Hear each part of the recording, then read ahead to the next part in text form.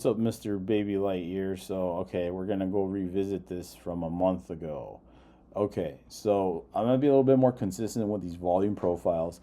So, what I'm doing is that this is gonna be the fair value area, the gray area. And then the blue area is gonna be like when it comes to volume profiles, it's gonna be like the sell tail here, and the blue will be like the buy tails of like when people or like the price typically reverses when it gets down, and it'll just trend in the gray area until we lose this area here to the downside, or we break out of here to the upside.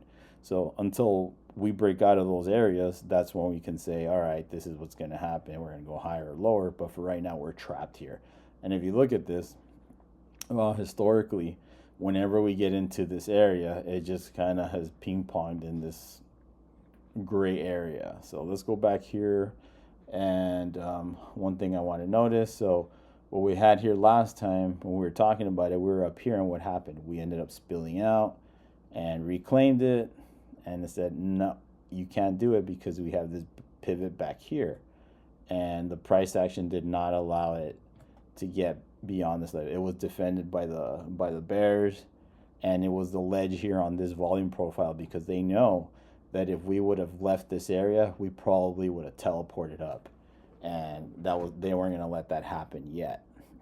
So if we go to this area right here, break out, we're going to have to contend with this again, and then this is going to be your diagonal resistance, which is right at this volume node right here also. So I would expect a reaction something like this, okay, for starters. But so before we get there, we also want to take a look at the descending triangle, the larger one. So it was here, but now we have a larger one that we got to worry about.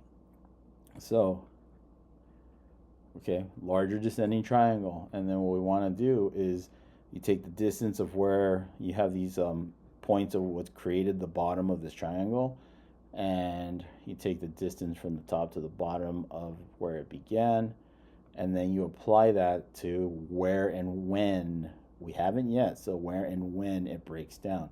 So that would put us at around 0.007, and if we look at patterns, I call it the Galaga pattern.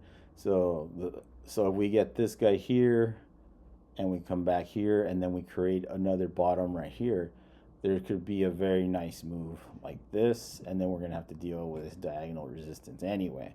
This is going to be a hard one to get over. So once we do pop over and back test and confirm that breakout, then I think we're going to be looking at some momentum to the upside. But until then, we need to, I would say, create this double bottom and see what's going to happen with this descending triangle.